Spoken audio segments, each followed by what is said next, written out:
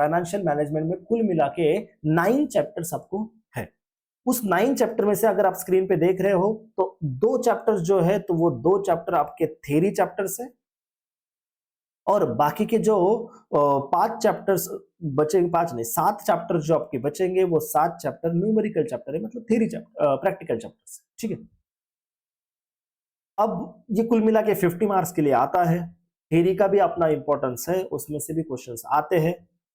अब जो बैच में जो मैं सीक्वेंस में ले रहा हूं उसके बारे में अगर मैं बताऊं तो बैच में हम पहले स्टार्ट करने वाले हैं practical numerical chapters. Reason being कि जो थ्योरी चैप्टर्स है वो ऑलमोस्ट प्रैक्टिकल एक बार हमें समझ में आ गया तो प्रैक्टिकल समझ में आने के बाद थ्योरी समझने में इतना टाइम नहीं लगेगा। हालांकि उल्टा करे, अगर हम थ्योरी पहले पढ़े और फिर प्रैक्टिकल करें तो ऐसा होता है कि थ्योरी में हम उतना कंसंट्रेट नहीं कर पाते बोलो, या थ्योरी में अगर चीजें प्रैक्टिकली कोरिलेट करके दे तो थ्योरी वो अच्छे से ध्यान में रह जाती। सिर्फ थ्योरी पढ़े तो वो उतने ध्यान से मतलब उतने दिमाग में नहीं फिट बैठती है, बट वही अगर हम प्रैक्टिकल उसको कुछ न्यूमेरिकल से वगैरह उसको एक्सप्लेन करें तो वो थ्योरी समझ में आ जाती है। तो इसीलिए पहले अगर प्रैक्टिकल चैप्टर कर लेंगे तो प्रैक्टिकल चैप्टर में से ही 70-80% थ्योरी में पार्ट कवर हुआ है, तो फिर प्रैक्टिकल आने के बाद थ्योरी वाला कोरिलेट करना आसान हो जाता है। ये एक चीज। दूसरी चीज ऐसी है कि अगर थ्योरी हम टुवर्ड्स लास्ट पढ़ेंगे, लास्ट में पढ़ेंगे तो फिर रिवीजन के समय में भी या फिर एग्जाम के भी पहले उसका गैप कम हो जाता है। थ्योरी एकदम पहले पढ़ लेंगे फिर एग्जाम तक वो गैप भी बढ़ जाता है। तो अगर थ्योरी हम लास्ट में लेते हैं तो वो ज्यादा दिन के लिए याद रहेगा, आपके एग्जाम तक याद रहेगा, इस हिसाब से उसको लास्ट में। तो ठीक है, सिंपल सी बात है। तो थ्योरी चैप्टर बाद में, पहले प्रैक्टिकल चैप्टर्स। अब प्रैक्टिकल चैप्टर्स में भी चलो हम एक काम करते हैं, अभी हम रेशियो एंड एनालिसिस मतलब रेशियो एनालिसिस से स्टार्ट करते हैं। रेशियो एनालिसिस एक चैप्टर है।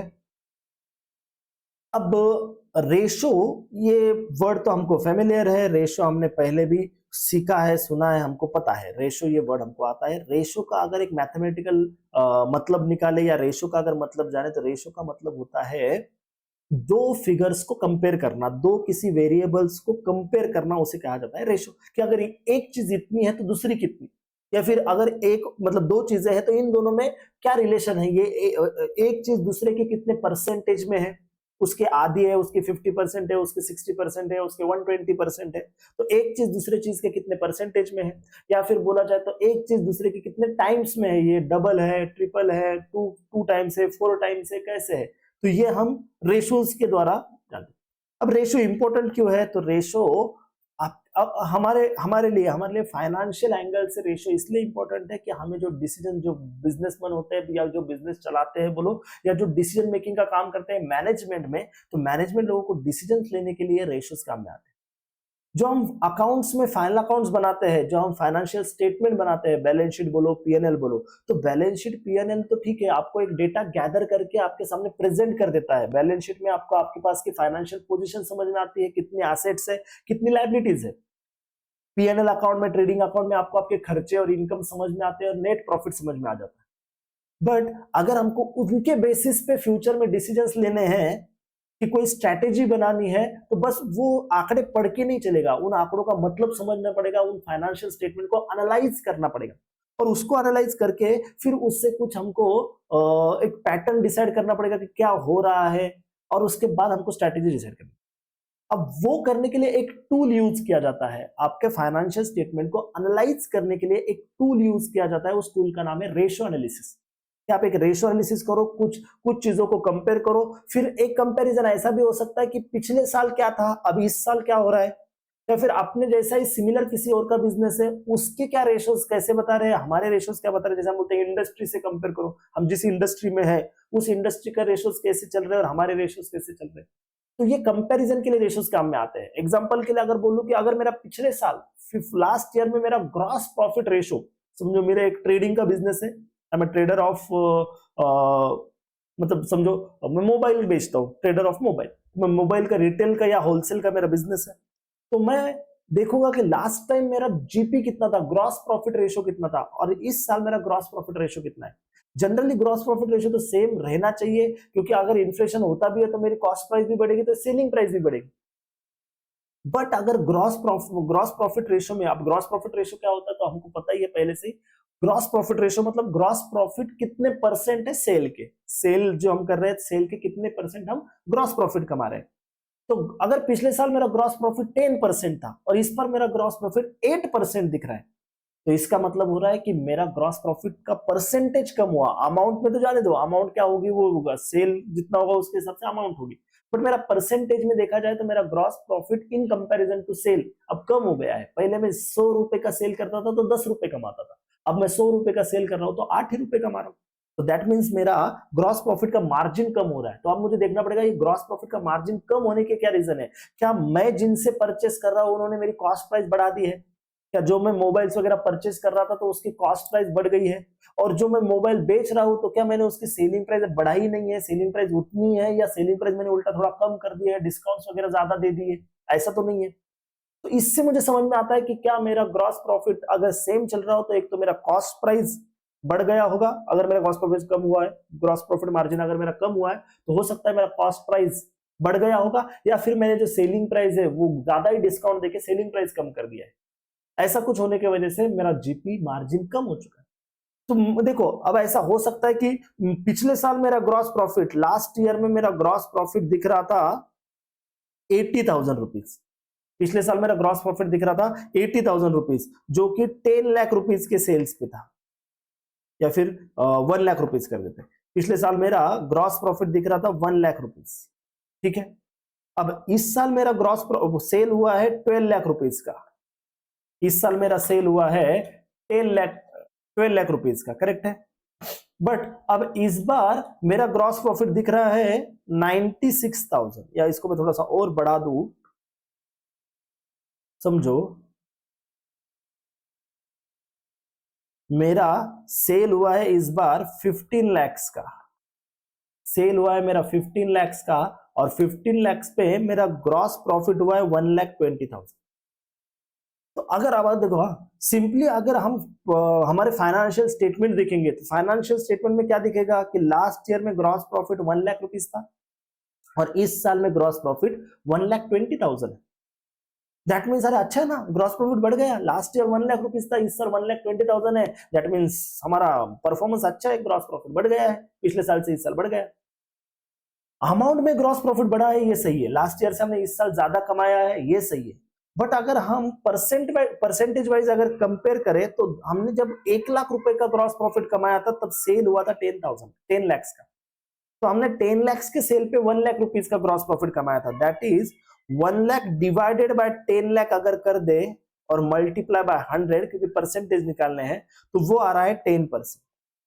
मतलब हमने लास्ट ईयर ग्रॉस प्रॉफिट कमाया था 10%, और इस साल ग्रॉस प्रॉफिट कितना कमाया, तो 1,20,000 डिवाइडेड बाय 15 लैक्स इंटू 100, वो तो आ रहा है 8%, वो तो आ रहा है 8%, करेक्ट। इसका मतलब भले अमाउंट में हमारा ग्रॉस प्रॉफिट बढ़ गया है, बट कंपैरिजन करें परसेंटेज वाइज तो हम पिछले साल ज्यादा परसेंट प्रॉफिट कमा रहे थे, इस साल हमने परसेंटेज में कम प्रॉफिट कमा। तो अब इसका रीजन क्या है, क्या हमने सेल बढ़ाने के लिए, ज्यादा सेल अट्रैक्ट करने के लिए क्या हमने डिस्काउंट दे दिए, ट्रेड डिस्काउंट जिसको हम बोलते थे, क्या हमने ज्यादा ट्रेड डिस्काउंट दे दिए, या सिर्फ ट्रेड डिस्काउंट देने की वजह से ही इतना सेल बढ़ा है। क्या ऐसा भी हो सकता है कि सर ट्रेड डिस्काउंट देने से सेल नहीं बढ़ा, सेल तो अपना क्वालिटी या अपना अभी पब्लिसिटी भी ज्यादा हो गई है, लोग ज्यादा पहचानते इसलिए बढ़ा है। तो हो सकता है अब ट्रेड डिस्काउंट इतना देने की जरूरत नहीं है, तो अब हम ट्रेड डिस्काउंट कम भी कर दे तो भी चलेगा, हमारा सेल अच्छा खासा रहेगा क्योंकि हमारी क्वालिटी अच्छी है, लोगों को हमारा जो भी प्रोडक्ट है वो पसंद आ रहा है। तो ऐसे डिसीजन हम ये देख के ले सकते हैं, रेशियोज देख के ले सकते हैं। सिर्फ अमाउंट देखे तो समझ में आता है चलो अच्छी बात है, पिछले साल 1 लाख का सेल था, इस साल 1,20,000 का, सॉरी पिछले साल 1 लाख का जीपी था, इस साल 1,20,000 का जीपी है, तो हम तो खुश है, हमारा जीपी बढ़ गया है। बट हमको क्या स्ट्रैटेजी फॉलो करनी है, क्या हमको और ट्रेड डिस्काउंट देने चाहिए, ट्रेड डिस्काउंट कम कर देने चाहिए, ये समझने के लिए हमने रेशियो का यूज किया। हमने देखा कि पिछले साल 10% का प्रॉफिट कमा रहे थे, इस साल 8% का ही कमाया, तो हमने प्रॉफिट मार्जिन कम कर दिया है। बट सेल बढ़ने का क्या ओनली यही रीजन है, प्रॉफिट मार्जिन कम कर दिया इसलिए सेल बढ़ गया। अगर हमको समझ में आ गया कि नहीं नहीं ये रीजन नहीं है, हमारा तो प्रोडक्ट ही अब अच्छा है, मार्केट में हमारी अच्छी खासी एक रेपुटेशन बन चुका है, तो हमारा सेल तो वैसा भी होगा, तो हम फिर से थोड़ा सा हमारा ट्रेड डिस्काउंट कम करके हमारी सेलिंग प्राइस बढ़ा के हम हमारा माल सेल कर सकते, जिससे हमारी सेल्स भी बढ़ जाएगी और हमारा जीपी भी बढ़ जाएगा। तो समझ में आ रहा है रेशो का यूज कैसे होता है, रेशो क्यों इंपॉर्टेंट है। आंकड़े तो हमारे पास अवेलेबल होते हैं बट रेशियोज भी इंपॉर्टेंट। ओके, तो अब थोड़ा सा ना इस चैप्टर में जाते हैं। अब ये ratio proportion, sorry ratio analysis जो चैप्टर है, वो रेशियो एनालिसिस चैप्टर क्या बोलता है वो देखते हैं। अब इस चैप्टर में जाने से पहले थोड़ा सा इस चैप्टर को रिक्वायर्ड जो चीजें हैं उसका थोड़ा बेस बना देते हैं। देखो, फाइनेंशियल मैनेजमेंट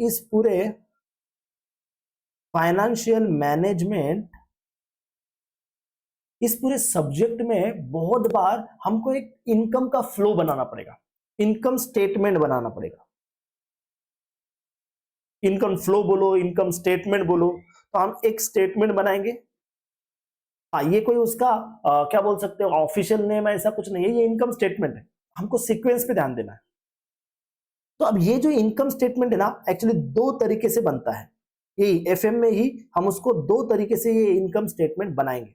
अब वो क्या दो तरीके वो समझा। एक तो है कि देखो, इनकम स्टेटमेंट बनाना है तो सबसे पहले इनकम से शुरुआत करनी पड़ेगी, और इनकम स्टेटमेंट बना मतलब हम प्रॉफिट या लॉस तक पहुंचने वाले, हमने जो प्रॉफिट या लॉस कमाया वहां तक हम पहुंचने वाले।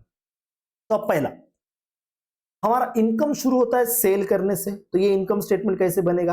अब मैं दो तरीके से इनकम स्टेटमेंट बना रहा हूं। तो पहला तरीका देखो, पहले तो आएगा सेल्स, जितना भी आपका सेल हुआ होगा वो सेल, ठीक है। जो लोगों को ये लिख लेना है तो एक तो मेरे साथ साइमल्टेनियसली लिख सकते हैं आप, हेडिंग दे देना इनकम फ्लो स्टेटमेंट, पहले तो हेडिंग दे देना रेशियो एनालिसिस।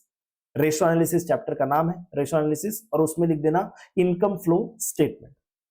अब दो तरीके से मैं इनकम फ्लो स्टेटमेंट कर रहा हूं। अब ये जो दो तरीके बता रहा हूं, ये मतलब ऐसा नहीं कि सिर्फ रेशियो एनालिसिस इस चैप्टर में काम में आएंगे, ये अदर चैप्टर्स में भी काम में आने वाले हैं। कौन सा तरीका इस चैप्टर में काम में आएगा वो बताऊं। ओके, सेल्स दूसरा, इसमें से माइनस होगा वेरिएबल कॉस्ट। वेरिएबल कॉस्ट वैसे तो बहुत से लोगों को पता होगी वेरिएबल कॉस्ट किसे कहते हैं, जिनका कॉस्टिंग हुआ है उनको तो परफेक्टली पता है, बट फिर भी एक बार हम डिस्कस करते हैं। बहुत से लोग मानते हैं कि उनको नहीं पता। वेरिएबल कॉस्ट मतलब ऐसी कॉस्ट जो इन प्रोपोर्शन ऑफ सेल होती है। आप जितना सेल करोगे उतनी ये कॉस्ट बढ़ेगी, अगर सेल कम हो गया तो कॉस्ट भी कम हो जाएगी। जैसे कि अगर ये पेन है, मेरा ये पेन बेचने का काम है, ये मैं पेन सेल करता हूं, तो ये पेन मैं खरीदता हूं समझो 50 रुपीज में और सेल करता हूं 60 रुपीज में। मान लो दूसरा कुछ नहीं है, सिर्फ 50 में खरीदता हूं 60 में बेचता हूं। और ऐसा भी समझ लो कि बस ठीक है चलो 50 में खरीदता हूं 60 में बेचता हूं। तो अगर मैंने 10 पेन सेल किए हैं, 10 पेन अगर सेल किए हैं, तो 60 इंटू 10 तो मेरा 600 का हो गया सेलिंग प्राइस, मतलब सेल हो गया 600 का। और यही 10 पेन मैंने परचेज भी किए हैं, तो मुझे परचेज करने में लगे होंगे 50 रुपीज पर पेज, तो 50 इंटू 10 500 रुपीज, सॉरी हाँ 50 इंटू 10 500 रुपीज, तो मुझे 500 रुपए खरीदने के लिए ले गए और बेचे मैंने 600 रुपए। अब ध्यान दो कॉस्ट पे, जो 500 रुपए मुझे खरीदने पे लगे। अगर मैंने 10 पेन खरीदे हैं तो मुझे 500 रुपए लगे, और अगर समझो मैंने ज्यादा खरीदे होते, मतलब मैंने ज्यादा पेन बेचे हैं, तो अगर मैंने समझो 200 पेन बेचे, या सब पहले तो कम ही देखते हैं, 20 पेन मैंने अगर बेचे, तो 20 पेन बेचे हैं तो मुझे 20 पेन के हिसाब से 1000 रुपए लग गए होंगे, 20 इंटू 50। तो अगर मैं नंबर ऑफ पेन्स बढ़ा दूं, अगर मैं 10 पेन सेल करूं तो मुझे 500 रुपीज कॉस्ट लगती है।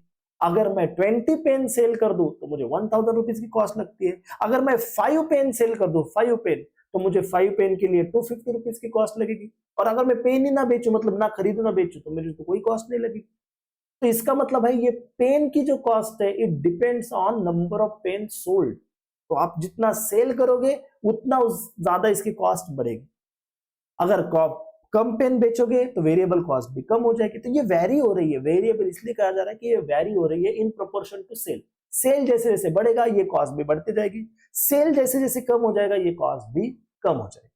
ठीक है, तो simple variable cost it vary with sale. Next, जैसे हम वेरिएबल कॉस्ट माइनस करते हैं, हाँ अब एक नया टर्म आता है जो हो सकता है आपने कॉस्टिंग में पढ़ाई हो, उसको बोलते हैं contribution. Sales less variable cost, वो आता है कॉन्ट्रीब्यूशन। अब इस पे ना बहुत ज्यादा चर्चा होगी, थोड़ा बाद में भी करेंगे, जब इसका एक्चुअल यूज आएगा तब और ज्यादा चर्चा होगी। अभी के लिए थोड़ा शॉर्ट में ही समझ लेते हैं। तो कॉन्ट्रीब्यूशन किसको बोला जाता है? कॉन्ट्रीब्यूशन दो चीजों को कवर करता है, कवर। अब मैं कॉन्ट्रीब्यूशन में क्या आता है वो बताओ। कॉन्ट्रीब्यूशन क्या चीज को कवर करता है कि अगर मैं बोलूं कि मेरा कॉन्ट्रीब्यूशन 1 लाख रुपए है, मेरा अब ये कंट्रीब्यूशन मतलब मेरी कंट्री वगैरह वो नहीं कि मैं कहीं तो हिस्सा बता रहा हूँ कि मेरा कंट्रीब्यूशन ये, वो वाला कंट्रीब्यूशन, ये वर्ड का वो मतलब। कंट्रीब्यूशन मतलब कि मैं ऐसी अमाउंट आपको बता रहा हूं कि जिस अमाउंट में प्रॉफिट का पोर्शन भी है और फिक्स्ड कॉस्ट का भी पोर्शन है, जो मेरे समझो मंथली, मैं अगर एक महीने का हिसाब लगा रहा हूं तो समझो मेरा मंथली खर्चा 5 लाख रुपए का है, बिजनेस चलाने का मंथली खर्चा 5 लाख रुपए का। अब ये क्या है, तो बोले तुम बिजनेस करो मत करो, आपको 5 लाख रुपए का फिक्स्ड कॉस्ट तो लगता ही है।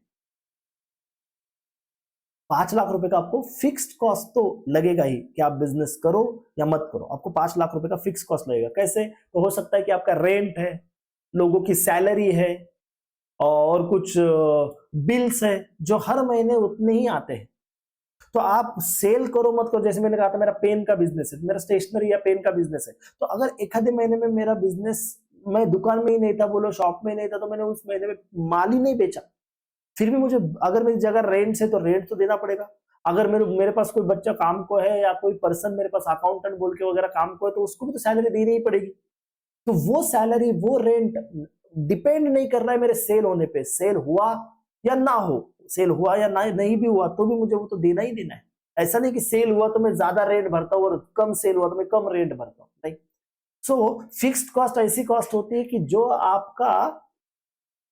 आपको पे करना ही पड़ेगा, इवन दो आप बिजनेस करो या मत करो, मतलब आपका सेल हो या ना हो, आपको वो बेयर तो करना ही पड़ेगा। तो ऐसी मेरी फिक्स्ड कॉस्ट है 5 लाख रुपए। और समझो मैं सेल करके जो प्रॉफिट कमाता हूं वो है 2 लाख रुपए, तो मेरा कॉन्ट्रीब्यूशन हो जाएगा 7 लाख। मेरा कॉन्ट्रीब्यूशन कितना आएगा, 7 लाख रुपीज। वापस से थोड़ा सा इसको अलग एंगल से, सेल जो है, समझो जैसे मैंने कहा था कि मैं 60 रुपीज में पेन सेल करता हूं, 60 रुपीज में मैं पेन सेल करता हूं। अब ये पेन सेल करने के लिए समझो महीने भर में मैंने क्या कर दिया, महीने भर में मैंने ऐसे 1000 पेन सेल कर दिए, महीने भर में मैंने 1000 पेन सेल कर दिया, मतलब टोटल मेरी सेलिंग प्राइस हो गई 60,000। मैंने 60,000 के सेल किए। अब मेरी वेरिएबल कॉस्ट कितनी थी, पर पेन मेरा खर्चा कितना आ रहा था, पर पेन मेरा 50 रुपीज का खर्चा आ रहा था, तो 50 इंटू 1000, तो वो लग गए थे मुझे 50,000 वेरिएबल कॉस्ट। दैट मीन्स मेरा कॉन्ट्रीब्यूशन आया था 10,000। एक तो कॉन्ट्रीब्यूशन का फॉर्मूला समझ लो, एक फॉर्मूला है कॉन्ट्रीब्यूशन का, sale minus variable cost, sale minus variable cost, ये एक कॉन्ट्रीब्यूशन का फॉर्मूला हुआ, ठीक है। अब दूसरा, अब ये जो 10,000 वेरिएबल कॉस्ट आया है, इसमें आप, सॉरी, ये जो 10,000 कॉन्ट्रीब्यूशन आया है, अब इस कॉन्ट्रीब्यूशन में क्या क्या है, इस कॉन्ट्रीब्यूशन में जो इस महीने में मुझे टोटल फिक्स्ड कॉस्ट लगी होगी, समझो मेरा रेंट दिया होगा, जो सैलरी दी होगी, या जो भी है, जो मेरा फिक्स्ड महीने का, हर महीना इतना खर्चा लगता ही लगता है, समझो मेरा 6,000 रुपया हर महीने का खर्चा है, तो मैं इसमें से लेस करूंगा फिक्स्ड कॉस्ट, कॉन्ट्रीब्यूशन में से लेस होता है फिक्स्ड कॉस्ट, तो फिक्स्ड कॉस्ट मैं बोल रहा हूं समझो 6,000 है, फिक्स्ड कॉस्ट आ गई 6,000, तो 6,000 माइनस करने के बाद क्या आया, प्रॉफिट, क्योंकि दोनों कॉस्ट माइनस हो गई, वेरिएबल कॉस्ट माइनस हो गई, फिक्स्ड कॉस्ट माइनस हो गई, तो 10,000 माइनस 6,000, 4,000 मेरा प्रॉफिट है। कि ये महीने में मैंने जब 1000 पेन बेचे, जब मैंने ये महीने में 1000 पेन बेचे, तो 1000 पेन बेच के मुझे प्रॉफिट कितने का हुआ, प्रॉफिट हुआ 4,000, ठीक है। हाँ, और कंट्रीब्यूशन कैसे आया, कंट्रीब्यूशन आया, पहला फॉर्मूला ऊपर से अगर देखें तो पहला फॉर्मूला बन रहा है कंट्रीब्यूशन का, सेल्स माइनस वेरिएबल कॉस्ट, आया कंट्रीब्यूशन। दूसरा, कंट्रीब्यूशन में से फिक्स्ड कॉस्ट माइनस किया था, कंट्रीब्यूशन में से फिक्स्ड कॉस्ट माइनस करके नेट प्रॉफिट तक पहुंचे थे, या प्रॉफिट तक पहुंचे थे।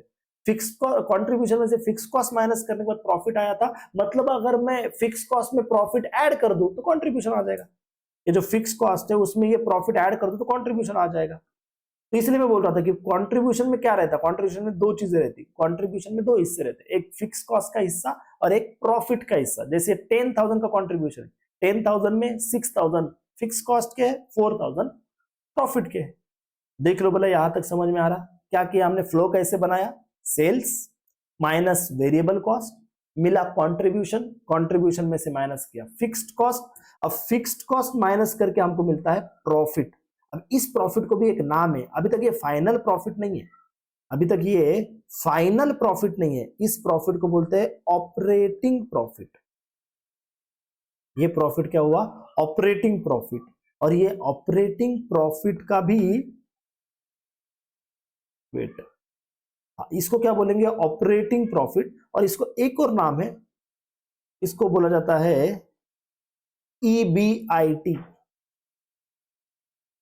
EBIT long form, earning before interest and tax. ये क्या है, earning before interest and tax, earning before interest and tax. इसमें से दो चीजें माइनस होनी बाकी है, इंटरेस्ट और टैक्स की। अब देखो इसको ऑपरेटिंग प्रॉफिट क्यों बोला जा रहा है, ऑपरेटिंग प्रॉफिट इसलिए बोला जा रहा है क्योंकि इसमें से अभी तक सिर्फ बिजनेस के लिए या फिर बिजनेस के जो कोर एक्टिविटीज है उसके लिए जो खर्चे लग रहे हैं वही माइनस हुए। इसमें अभी तक दो खर्चे माइनस नहीं हुए, एक इंटरेस्ट वाला और एक टैक्स वाला। इंटरेस्ट वाला खर्चा मतलब क्या कि जो आप बैंक लोन लेते हो या अगर आपकी कंपनी और आपने डिबेंचर्स इशू किए हैं तो डिबेंचर्स पे जो इंटरेस्ट भर दिया जाता है या बैंक लोन पे जो इंटरेस्ट भर दिया जाता है वो इंटरेस्ट अभी तक इसमें से माइनस नहीं किया है। सर तो क्यों ऐसा रुक क्यों गए हम, वो इंटरेस्ट अभी क्यों नहीं कंसिडर किया? हमने ये चेक करने के लिए कि बिना इंटरेस्ट के हमने अभी तक कितना, मतलब बिना इंटरेस्ट माइनस ना करते हुए अभी तक हमने कितना प्रॉफिट कमाया। यहाँ पे हमने एक स्टॉप ले लिया कि हमने यहाँ तक प्रॉफिट कितना हुआ एक बार कैलकुलेट कर लिया। इसका भी यूज है कि ये यहाँ पे स्टॉप लेके यहाँ पे हमने ये कैलकुलेशन क्यों किया, बिना इंटरेस्ट डिडक्ट किए हमने प्रॉफिट क्यों निकाला, ठीक है देखेंगे। बट अभी के लिए तो ऑपरेटिंग प्रॉफिट मतलब दो खर्चा भी माइनस होना बाकी है, इंटरेस्ट का और टैक्स का। ये जो है ये सिर्फ और सिर्फ ऑपरेटिंग एक्सपेंस माइनस होके आया हुआ खर्चा है, ऑपरेटिंग एक्सपेंस जो बिजनेस करने के लिए जरूरी है, जैसे कि मैंने कहा सैलरी देना, एडवर्टीजमेंट करना, डिस्ट्रीब्यूशन के खर्चे करना, एडमिनिस्ट्रेशन का खर्चा करना, अकाउंटेंट की सैलरी हो, सेल्समैन की सैलरी हो, वो सारे खर्चे इसमें से माइनस हुए। मगर इंटरेस्ट का खर्चा अभी तक माइनस नहीं हुआ है क्योंकि हो सकता है कि इंटरेस्ट का जो खर्चा है वो बिजनेस की एक्टिविटी का पार्ट नहीं है। आपने तो बिजनेस करने के लिए लोन लिया था, अगर आपका खुद का पैसा होता तो आपको जरूरत नहीं पड़ती। बट अगर आपने लोन लिया है तो लोन लेने के बाद आपने जो इंटरेस्ट पे किया है वो कोई बिजनेस के कोर एक्टिविटी का पार्ट नहीं, वो एक्सपेंसेस हम अभी ऑपरेटिंग प्रॉफिट निकालते समय लेस नहीं करेंगे, फिर उसके बाद कर देंगे। ऑपरेटिंग प्रॉफिट के बाद लेस होगा इंटरेस्ट, जो भी डिबेंचर्स पे या लोन लिया होगा वो लोन पे, डिबेंचर्स पे जो भी इंटरेस्ट होगा वो माइनस करेंगे। ऑपरेटिंग प्रॉफिट के बाद इंटरेस्ट माइनस होगा, इंटरेस्ट माइनस होने के बाद जो मिलेगा वो आएगा अर्निंग बिफोर टैक्स, क्योंकि इंटरेस्ट तो माइनस हो गया, इंटरेस्ट माइनस हो चुका है तो अब जो है सिर्फ टैक्स माइनस होना बाकी है, तो ये आएगा अर्निंग बिफोर टैक्स, तो इसको बोलते हैं ईबीटी, अर्निंग बिफोर टैक्स। और ऑफ कोर्स अब टैक्स माइनस होना बाकी था तो अब टैक्स माइनस कर देते हैं, लेस टैक्स, ये इनकम टैक्स है, जो भी इनकम कमाया उस पर कुछ तो परसेंटेज पे टैक्स होगा, तो इस पे टैक्स माइनस हो जाएगा। और टैक्स माइनस होने के बाद जो आता है वो होता है earning after tax, earning after tax. हाँ, अब ये जो ईएटी इसको बोला जाता है, एक तो ईएटी बोलते हैं अर्निंग आफ्टर टैक्स, नहीं तो उसको प्रॉफिट आफ्टर टैक्स, पैड भी बोला जाता है, प्रॉफिट आफ्टर टैक्स, ठीक है। हाँ, तो ये यहां तक का फ्लो समझ लो, सेल्स माइनस वेरिएबल कॉस्ट मिलता है कंट्रीब्यूशन, कंट्रीब्यूशन में से फिक्स्ड कॉस्ट माइनस कर दिया मिलता है ऑपरेटिंग प्रॉफिट, ऑपरेटिंग प्रॉफिट में से इंटरेस्ट माइनस करेंगे मिलेगा earning before tax, earning before tax में से टैक्स माइनस करेंगे मिलेगा अर्निंग आफ्टर टैक्स, ठीक है। हाँ, अब ये तो होगा, ये जो निकला ये हमारा नेट प्रॉफिट है, बिजनेस करके जो हमने कमाई की ना वो एक्चुअली ये है, ये नेट प्रॉफिट होता है। जो हमारे पीएनएल में भी लास्ट में जो दिखता है ना अकाउंटिंग में नेट प्रॉफिट, वो ये वाला होता है, earning before sorry earning after tax, ये नेट प्रॉफिट। यहां तक ये है हमारी एक्चुअल में कमाई, इस महीने में बोलो इस साल में जो हमारा अर्निंग आफ्टर टैक्स आया वो हमारी एक्चुअल में कमाई है, वो सारे खर्चे माइनस होने के बाद वाला प्रॉफिट है, तो ये हमारा एक्चुअल प्रॉफिट होता है। बट ये स्टेटमेंट यहीं पे खत्म नहीं होता, अब ये जो अपने पैसे कमाए, अब पैसे जो कमाता है बिजनेस, वो बिजनेस पैसे कमा के अपने ओनर को देता है, अपना जो भी ओनर होता है उसमें बांट दिया जाता है। तो अगर हम कंपनी की बात करें, समझो ये कंपनी, जनरली हमारे जो भी क्वेश्चन है वो कंपनी के ही होते हैं, तो हम कंपनी की बात करें तो कंपनी में shareholders are the owner of company, shareholder owner होते हैं कंपनी के, तो इसलिए इसमें से पहले लेस कर दिया जाता है, दो टाइप के शेयर होल्डर्स होते हैं, एक प्रेफरेंस शेयर होल्डर्स और एक इक्विटी शेयर होल्डर्स। तो जब भी प्रॉफिट बांटने की बारी आती है, जब भी प्रॉफिट डिस्ट्रीब्यूट करने की बारी आती है, तो आपको तो पता है प्रॉफिट डिस्ट्रीब्यूट करने की बारी आई मतलब सबसे पहला उस पर अधिकार होता है प्रेफरेंस वालों का। पहले इस पे अधिकार आएगा प्रेफरेंस वालों का, तो पहले दिया जाएगा डिविडेंड प्रेफरेंस वालों को। तो प्रेफरेंस डिविडेंड पहले बांट दिया जाएगा, विच इज अगेन फिक्स्ड। एक फिक्स्ड अमाउंट ऑफ डिविडेंड या एक फिक्स परसेंटेज ऑफ डिविडेंड होता है, जो उनका कैपिटल होता है उस कैपिटल के परसेंटेज में फिक्स डिविडेंड दे दिया जाता है। तो कंपलसरी नहीं होता है देना कि देना ही चाहिए हर बार, बट जब भी देते हैं तो वो फिक्स्ड वैल्यू में देते हैं, उसका परसेंटेज तय होता है। तो अर्निंग आफ्टर टैक्स में से पहला जाएगा प्रेफरेंस डिविडेंड। प्रेफरेंस डिविडेंड के बाद जो भी प्रॉफिट बचेगा वो प्रॉफिट सारा इक्विटी वालों के लिए बचेगा। जितना भी बचा, वो कम बचा कम, ज्यादा बचा ज्यादा, वो सब इक्विटी वालों के लिए। तो इसको बोलते हैं earning available to equity share holder. Earning available to equity share holder. तो ये अर्निंग किसके लिए अवेलेबल है? इक्विटी शेयर होल्डर के लिए। इसको अगर शॉर्ट फॉर्म देना है तो इसको बोलते हैं इतेश, हम बोलेंगे उसको इतेश। Earning available to equity share holder. थोड़ा समझने के लिए प्रोनाउंसिएशन भले कुछ अलग हो रहा होगा, हम समझने के लिए बोल देंगे earning available to equity share holder इतेश। ठीक है, अब ये आ गया। इसके बाद ऐसा नहीं कि जितना अर्निंग इक्विटी शेयर होल्डर को अवेलेबल है वो सारा इक्विटी शेयर होल्डर के हाथ में तुरंत दे देंगे, तुरंत अपना पैसा उनको ट्रांसफर कर देंगे। ऐसा जरूरी नहीं है कि पूरा पैसा तुरंत ट्रांसफर हो जाए। वो क्या करते हैं, अब कंपनी को अगर पैसों की जरूरत है, समझो कंपनी को एक्सपांशन करना है, नई मशीनरी खरीदनी है, नया कुछ ब्रांच चालू करनी है, कुछ भी जब भी कुछ नया कुछ करना होता है तो बिजनेस के पास पैसा चाहिए। और अगर बिजनेस का खुद का पैसा है, जो कमाया हुआ पैसा है, वो यूज करे तो बेटर है, लोन लेने से अच्छा या और शेयर्स इशू करने से अच्छा खुद का ही पैसा जो कंपनी के पास ऑलरेडी है वो यूज किया हुआ बेटर है। तो कंपनी कभी कभी होता है कि जितनी अर्निंग अवेलेबल है इक्विटी शेयर होल्डर की सारी इक्विटी शेयर्स में नहीं बांट देती, इक्विटी शेयर होल्डर को नहीं बांटती, बोलते अभी हमारे पास ही रखेंगे, इसको और इन्वेस्ट करेंगे और नई मशीनरी वगैरह खरीदेंगे। और कभी पॉसिबल है कि कुछ डिस्ट्रीब्यूट भी कर दे और कुछ अपने पास भी रखे। ओके तो हम बोल रहे थे कि ऐसा नहीं होता है कि हर बार जितना earning available to equity share holder हो वो पूरा के पूरा कंपनी क्या कर दे, इक्विटी शेयर होल्डर में डिस्ट्रीब्यूट कर दे। कुछ पार्ट डिस्ट्रीब्यूट कर सकती है और कुछ पार्ट अपने पास खुद रखेगी। तो कंपनी जो इक्विटी शेयर होल्डर को डिस्ट्रीब्यूट कर देंगे, अगेन उसे बोला जाएगा इक्विटी डिविडेंड। वो आ जाएगा इक्विटी डिविडेंड। और जो बच जाएगा पार्ट, उस बच जाएगा पार्ट को उसको बोलेंगे रिटेन अर्निंग। रिटेन अर्निंग्स मतलब वो हमारे पास ही रख दे, रिजर्व से वो अपना रिजर्व रहेगा। ठीक है, तो ये फ्लो जो है, ये फ्लो ये सिर्फ मतलब मैं अभी रेशियो एनालिसिस ये चैप्टर के लिए नहीं बोल रहा, मैं ओवरऑल फाइनेंशियल मैनेजमेंट ये जो अपना सब्जेक्ट है एफएम में बहुत बार ये फ्लो काम में आएगा। और ऑलमोस्ट ये फ्लो आपको पता है, ये बहुत बार आपने अकाउंट्स में भी कभी डिस्कस हुआ है। क्या था फ्लो हमारा? ये सेल्स, वेरिएबल कॉस्ट माइनस क्या आता है कंट्रीब्यूशन लेस करो तो आता है, सॉरी कंट्रीब्यूशन में से लेस करो फिक्स्ड कॉस्ट लेस करने बाद आता है ऑपरेटिंग प्रॉफिट। एक बात दिमाग में फिट करना, operating profit is equals to EBIT. Operating profit को ही ईबीआईटी बोला जाता है, तो वो ईबीआईटी है earning before interest and tax. तो अब earning before interest and tax में से ईबीआईटी में से माइनस होगा इंटरेस्ट, फिर मिलेगा ईबीटी अर्निंग बिफोर टैक्स, फिर माइनस होगा टैक्स, फिर आएगा ईएटी। अब ईएटी को भी याद रखना, ईएटी बोलो या पीएटी बोलो, ईएटी को भी याद रखना कि ईएटी मतलब आपका नेट प्रॉफिट, आपका जो फाइनल वाला प्रॉफिट है, नेट प्रॉफिट है, उसको बोलते हैं ईएटी। कोई पूछेगा कंपनी ने कितना पैसा कमाया, एग्जैक्ट उसका प्रॉफिट क्या है, तो ऑपरेटिंग प्रॉफिट नहीं बताना, ईबीआईटी नहीं बताना, जो आपका ईएटी है, पैट है, वो है आपका फाइनल अर्निंग्स। और ये रिटर्न अर्निंग नहीं बोलना, रिटर्न अर्निंग तो उन्होंने सेव किए हुए पैसे हैं जो नहीं बांटे, ओनर को नहीं दिए, वो है।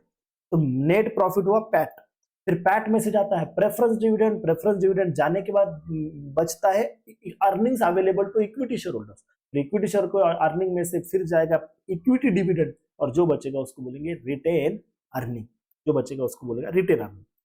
तो ये हुआ, बट मैंने शुरुआत में ही कहा था देखो कि दो टाइप के ये स्टेटमेंट के फ्लो बनेंगे। एक फ्लो तो मैंने बता दिया, दूसरा फ्लो ऐसा नहीं कि बहुत ही ऑल टुगेदर डिफरेंट है, नहीं सेम है, कुछ एक पार्ट डिफरेंट है, उतना समझ में आ गया, खत्म। दूसरा फ्लो कैसे है, अगेन सेल, शुरू तो वही से होगा सेल्स, हाँ, बट अब जो सेल में से माइनस होगा, पहले हमने माइनस किया था वेरिएबल कॉस्ट, ऐसी कॉस्ट जो सेल के प्रोपोर्शन में कम ज्यादा होते रहते, जो फिक्स नहीं है, सेल कितना भी हो ये कॉस्ट इतनी रहती है ऐसा नहीं, वो वेरिएबल चेंज होते रहते। बट यहाँ पे जो सीक्वेंस फॉलो करेंगे, यहाँ पे हम सेल में से पहले माइनस करेंगे सीओजीएस, सीओजीएस कॉस्ट वाला, अगर आपको याद हो या आपका अकाउंटिंग में पढ़ा था, कॉस्ट ऑफ गुड्स सोल्ड, जो गुड्स आपने बेची उसकी cost, cost complete cost, direct cost जितनी भी लग रही है, तो सेल्स माइनस सीओजीएस, सेल में से सीओजीएस माइनस करेंगे। ये अपना पीएनएल वाला ट्रेडिंग वाला मेथड है, ये जो है ना, ये अपना ट्रेडिंग एंड पीएनएल वाला तरीका है। हम ट्रेडिंग में वैसे ही करते थे ना, ट्रेडिंग में क्या करते थे, ट्रेडिंग अकाउंट बनाते थे, राइट साइड में मतलब क्रेडिट साइड में सेल्स लिखते थे, और इधर डेबिट में सारे खर्चे, डायरेक्ट खर्चे, परचेस, वेजेस, वो फैक्ट्री एक्सपेंस वगैरह सब लिखते हैं। तो वहां पे हम क्या करते हैं, सेल में से हमारी जो कॉस्ट लगी है डायरेक्ट कॉस्ट, वो डायरेक्ट कॉस्ट माइनस करते हैं, और डायरेक्ट कॉस्ट माइनस करके हमको क्या मिलता है, ट्रेडिंग अकाउंट में से हमको क्या मिलता है, ग्रॉस प्रॉफिट। तो यहाँ पे देखो थोड़ा तरीका बदल जाएगा, हम सेल में से डायरेक्ट एक्सपेंस पहले माइनस करेंगे, डायरेक्ट एक्सपेंस माइनस करने के बाद हमको मिलेगा ग्रॉस प्रॉफिट, मतलब हम सीओजीएस माइनस करेंगे, cost of goods sold. Gross profit minus, gross profit मिलने के बाद अपन इसमें फाइनल अकाउंट्स में क्या करते थे, ग्रॉस प्रॉफिट मिलता था, फिर पीएनएल में सारे इनडायरेक्ट एक्सपेंस लिखते थे, सारे इनडायरेक्ट एक्सपेंस। अब उन्हीं इनडायरेक्ट एक्सपेंस को इन्होंने बोल दिया है ऑपरेटिंग एक्सपेंस, ऑपरेटिंग एक्सपेंस। तो पहला क्या हुआ, सेल्स, सेल्स में से सीओजीएस माइनस हुआ, सीओजीएस माइनस मिल करके मिला हमको ग्रॉस प्रॉफिट, ग्रॉस प्रॉफिट में से अब क्या माइनस करेंगे, ऑपरेटिंग एक्सपेंस। थोड़ी देर पहले मैंने ऑपरेटिंग एक्सपेंस के बारे में बताया, ऑपरेटिंग एक्सपेंस मतलब ऐसे खर्चे हैं जो एक्चुअल बिजनेस का, जो कोर बिजनेस की एक्टिविटीज है, जो मेन बिजनेस की एक्टिविटीज है वो करने के लिए लग रहा है, जनरली उसके सिवा बिजनेस चलता नहीं, जैसे सैलरी बांटना, एडवर्टीजमेंट करना, डिलीवरी वगैरह उसका खर्चा करना, तो ये सारे होते हैं मेन बिजनेसेस के खर्चे। इंटरेस्ट पे करना, अगर तुमने डिवेंचर्स इशू किए हैं या बैंक लोन लिया है और उस पे जो इंटरेस्ट पे किया है, वो इंटरेस्ट ऑपरेटिंग एक्सपेंस का पार्ट नहीं होता है, क्योंकि अगर आपका खुद का पैसा होता और वही आप यूज करते तो आपको इंटरेस्ट भरने की जरूरत नहीं पड़ती, विदाउट दैट भी आपका बिजनेस चलता था। तो इसका मतलब हुआ, एक दिमाग में अब ये चीज फिट करनी है, ये हमारे काम की चीज है जो एक क्वेश्चन में आने वाली है, कि ऑपरेटिंग एक्सपेंस का कभी भी इंटरेस्ट ये हिस्सा नहीं होता है, इंटरेस्ट ये कभी भी ऑपरेटिंग एक्सपेंसेस नहीं पकड़ा जाता, ठीक है, interest expense is not a operating expense. तो फिर ऑपरेटिंग एक्सपेंस में क्या आता है, तो जो हमारे क्वेश्चंस में जो वर्डिंग आएगी उस हिसाब से बोल रहा हूं, क्वेश्चन में ऑपरेटिंग एक्सपेंस में आएगा administration expense, administration expense, selling expense, distribution expense, इसको एक साथ ही बोलते हैं सेलिंग एंड डिस्ट्रीब्यूशन एक्सपेंस, ऐसे कुछ नाम आएंगे। ये रहेगा आपका ऑपरेटिंग एक्सपेंस, ये रहेगा ऑपरेटिंग एक्सपेंस। तो जो भी आपका ऑपरेटिंग एक्सपेंस है वो इसमें से माइनस करो, और ऑपरेटिंग एक्सपेंस माइनस करने के बाद आपको मिलेगा operating profit. Operating expense minus करो, ऑपरेटिंग एक्सपेंस माइनस करने के बाद जो मिलेगा उसको क्या बोलेंगे, operating profit. Again operating profit आया मतलब उसका दूसरा नाम है ईबीआईटी।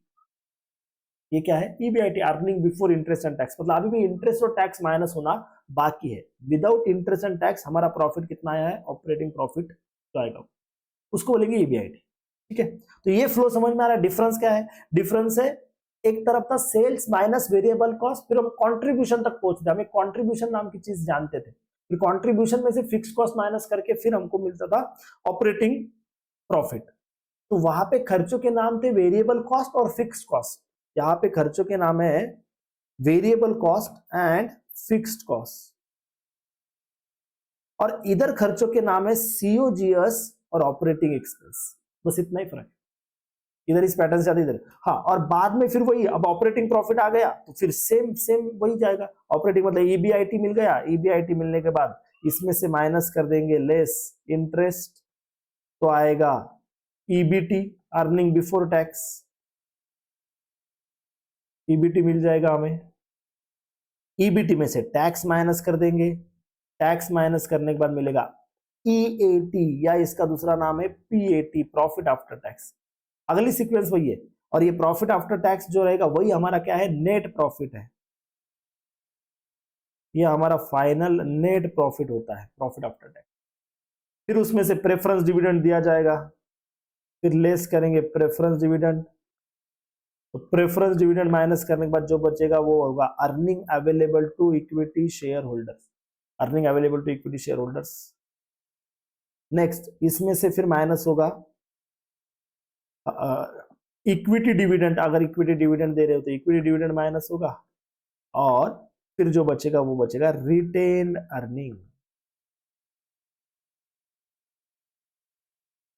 Retain earning. देख लो क्या आपको ये दो तरीके समझ में आ रहे हैं, एक इनकम फ्लो बनाने के, एक तरीके में वेरिएबल कॉस्ट फिक्स्ड कॉस्ट ऐसा बांटा जा रहा है, खर्चों को जो बांटा जा रहा है वो वेरिएबल कॉस्ट फिक्स्ड कॉस्ट ऐसा बांट दिया जा रहा है जो ऑपरेटिंग खर्चे, और दूसरे तरीके में आपके खर्चों को एक तो सीओजीएस बोला जा रहा है और फिर ऑपरेटिंग एक्सपेंस बोला जा रहा है, डायरेक्ट इनडायरेक्ट के बेसिस पे बांटा जा रहा है, डायरेक्ट इनडायरेक्ट। तो जो सीओजीएस माइनस करने के बाद मिलता है ग्रॉस प्रॉफिट, इधर वेरिएबल कॉस्ट माइनस करने के बाद मिलता है कॉन्ट्रीब्यूशन। अब सवाल ये है कि ये कब कौन सा फ्लो यूज करना है, तो एक तो क्वेश्चन पे डिपेंड करता है, क्वेश्चन पे कोई सी इंफॉर्मेशन दी है उसके हिसाब से ये फ्लो बनेगा। दूसरा वो चैप्टर वाइज भी डिसाइड करता है कौन से चैप्टर के लिए कौन सा फ्लो लगता है, मतलब उस चैप्टर का ऑब्जेक्टिव क्या है, क्या ढूंढना है हमको, उसके हिसाब से हम फ्लो डिसाइड करते हैं। तो अभी जैसे मैंने कहा कि अगर हम फाइनेंशियल मैनेजमेंट सब्जेक्ट हमने अगर शुरू कर दिया है, अब हम रेशो एनालिसिस ये चैप्टर अगर देख रहे हैं, रेशो एनालिसिस, तो रेशो एनालिसिस में हम जो फ्लो यूज करने वाले हैं ये सेकंड वाला है। रेशो एनालिसिस चैप्टर के लिए हमको जो फ्लो लगने वाला है वो सेकंड वाला लगने वाला है, तो वो भी कहाँ तक हमको वो ये नहीं चाहिए, मतलब लगेगा कुछ पार्ट के लिए, बट फिलहाल जो चाहिए वो हम यहां तक करेंगे, सेल्स माइनस सीओजीएस, फिर सेल्स माइनस सीओजीएस के बाद मिलेगा हमको जीपी ग्रॉस प्रॉफिट, माइनस कर देंगे हम ऑपरेटिंग एक्सपेंस, ऑपरेटिंग एक्सपेंस में याद रखना क्या क्या आता है, एडमिन एक्सपेंस आता है, सेलिंग एंड डिस्ट्रीब्यूशन एक्सपेंस आता है, क्या आता है ये याद रखने के बजाय आप ये याद रखो कि इंटरेस्ट नहीं आता, ये दिमाग में फिट रहना चाहिए, इंटरेस्ट नहीं आता, ऑपरेटिंग एक्सपेंसेस में इंटरेस्ट नहीं आता। फिर ये माइनस करने के बाद हमको मिलता है ऑपरेटिंग प्रॉफिट, ऑपरेटिंग प्रॉफिट में से फिर माइनस होता है इंटरेस्ट, इंटरेस्ट माइनस होने के बाद ऑपरेटिंग प्रॉफिट ही क्या होता है ईबीआईटी, और इंटरेस्ट माइनस होने के बाद हमको मिलता है अर्निंग बिफोर टैक्स, फिर माइनस होता है टैक्स, और फिर लास्ट में जो बचता है वो होता है अर्निंग आफ्टर टैक्स या प्रॉफिट आफ्टर टैक्स। ठीक है, earning after tax, profit after tax. तो ये फ्लो हमारे काम का मतलब सीओजीएस और ऑपरेटिंग एक्सपेंस ये माइनस करना है, जीपी ढूंढना है और फिर ऑपरेटिंग प्रॉफिट ढूंढना है। ठीक है, तो अब ये फ्लो हमने क्यों बनाया है, हम क्यों बोल रहे हैं कि ये वाला इंपॉर्टेंट है। अब आते हैं कुछ रेशियोज पे। अब इंटरेस्टिंग पार्ट मतलब अभी जो क्वेश्चन मतलब जो जिसके लिए ये चैप्टर बना है रेशियोज, तो आप अगर ये चैप्टर का मैं अगर पीडीएफ बताऊं, नोट्स अगर बताऊं ना आपको, तो ये चैप्टर में ना अराउंड 50 अगर छोटे मोटे काउंट करो तो 50 से भी ज्यादा रेशियोज है। जैसे कि अगर आप ये देख रहे हो ये जो येलो वाले बॉक्स में दिख रहा है तो ये रेशियोज है, ये फॉर्मूला है रेशियो का। तो ऐसे बहुत सारे रेशियोज है। अगर ये चैप्टर में देखेंगे, शुरुआत से देखने जाएंगे तो देख लो ऐसे बॉक्स में बने हुए आपको बहुत सारे फॉर्मूले मिलेंगे, बहुत सारे रेशियोज मिलेंगे। ये अराउंड 40-45 तो ऐसे मेन फॉर्मूले से, और छोटे मोटे भी काउंट करें तो 50 के ऊपर चले जाएंगे, 50 तो रहेंगे। तो ऐसे ये अराउंड 50 फॉर्मूलाज है, 50 ऐसे रेशियोज है। तो सर ये कैसे याद रखे आप ये 50 रेशियोज, इतने सारे लर्न करना है, बाय हार्ट करना है, तो कैसे होगा ये। तो नहीं, जरूरत नहीं है कि ये 50 के 50 सारे रेशियोज आप लर्न ही करो, ध्यान देना है मेरे बोलने पे। जरूरत नहीं कि ये 50 रेशियो सारे के सारे आप लर्न ही करो। इसमें से क्या है, कुछ रेशियोज जो है ना, तो उस रेशियो का नाम अगर पढ़ोगे, नेम से ही वो रेशियो समझ में आ जाता है कि वो क्या है। जैसे जीपी हो गया, एनपी रेशियो होगा, ये तो हमको पहले से 12th से पता है कि ये रेशियोज क्या होते हैं, तो वो तो नाम से आ जाते हैं। कुछ रेशियोज के बारे में मैं आपको बता दूंगा कि इनको याद कैसे रखना है, इस टाइप के रेशियोज को याद कैसे रखना है, तो वो भी आसानी से याद रह जाता है। उसके लिए एक ही मतलब एक अगर एक चीज याद रख ली कि हाँ इन रेशो का ये मतलब होता है, ऐसे जितने भी रेशोज आएंगे। जैसे कि अगर एक बात बताओ कि एक टर्नओवर रेशोज है, टर्नओवर रेशोज, तो उन टर्नओवर रेशोज में सेल्स को हमेशा ऊपर रखना होता है, सेल यानी कि टर्नओवर। तो सेल को हमेशा ऊपर रखना होता है और जिसके साथ कंपेयर कर रहे हैं उसको नीचे रखना होता है। बाद में देखेंगे, अभी सिर्फ मैं एग्जांपल के लिए बोल रहा हूँ। तो एक बार मैंने ऐसा बता दिया और आपने भी दिमाग में वो फिक्स कर दिया तो सारे टर्नओवर के रेशो आपके लर्न हो गए मतलब। तीसरा, हाँ, अब कुछ रेशोज रहेंगे जो नाम से भी नहीं समझ में आएंगे और जो ऐसे एक एक सिर्फ एक किसी तरीके से याद भी नहीं रह जाएंगे, उनको रटना पड़ेगा। बट वो मतलब वो काउंट भी करे तो वो मोर देन 10 नहीं होंगे, 10 रेशो के आसपास होंगे, 10 रेशो। तो वो 10 रेशो ऐसे रहेंगे जिनको आपको प्रॉपरली रटना ही है। क्योंकि रटना इसलिए बोल रहा हूं क्योंकि वो नाम सिर्फ नाम पढ़ के याद नहीं रहने वाले, या नाम पढ़ के उसका लॉजिक नहीं आएगा, नाम कुछ अलग आएगा और वो रेशो को मतलब उसका कैलकुलेशन कुछ अलग तरीके से, तो उसको रटने हैं। हालांकि उसका लॉजिक रहेगा कि इसका क्या रिलेशन है वगैरह वो सब रहेगा, बट सिर्फ नाम हमारे आंखों के सामने आने से वो रेशो हमको याद नहीं आएगा अगर हमको वो मेमोराइज नहीं हुआ है। तो ऐसे 10 रेशोज है कुल मिला के, 10 के आसपास जितने आपको रटने हैं। बाकी सारे रेशोज अगर आप सिर्फ थोड़ा अच्छे से पढ़ो और कुछ जो चीजें मैं बताऊंगा जो उसको फॉलो करो तो आपके वो रेशोज लर्न हो जाएंगे। 10 रेशो को रटना पड़ेगा।